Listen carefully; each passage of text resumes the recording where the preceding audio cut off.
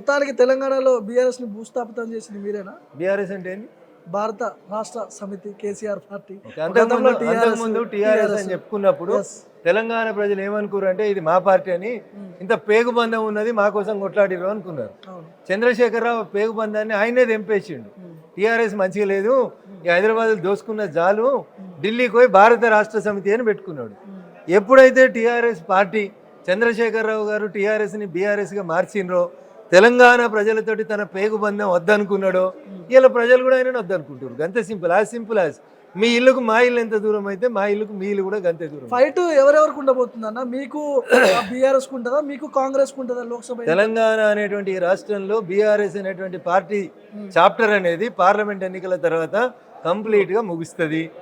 అల్లుడు అటు, కొడుకు ఇటు, చెల్లె ఇటు, నాయన అటు పోతారు. ఆ పార్టీ ఉండదు.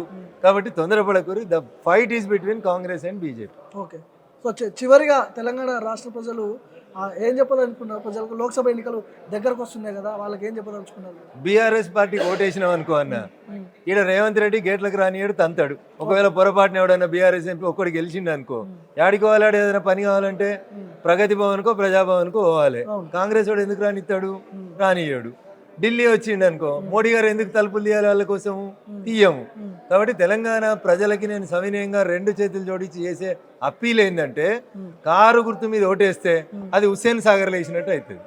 అందుకని మురికి కాలంలో మేము ఓటేసుకోకూడదు. ఈ దేశ చరిత్రను, ఈ దేశాన్ని ప్రపంచంలో అగ్రగామిగా నిలబెట్టి విశ్వగురువుగా నడుపుతున్నటువంటి నరేంద్రుడి నాయకత్వాన్ని బలపరిచి మూడోసారి నరేంద్రుడి నాయకత్వాన్ని గెలిపిస్తే ప్రపంచంలో ఖచ్చితంగా భారతదేశాన్ని నెంబర్ 1 స్థానానికి ఎదిగించేటువంటి శక్తి నరేంద్ర మోడీ గారికి మాత్రమే ఉంది. నాడు నరేంద్రుడు కలగంటే ఈ రోజు నరేంద్రుడు ఈ దేశాన్ని ప్రపంచ దేశాలలో అగ్రగామిగా నిలుపుతున్నారు.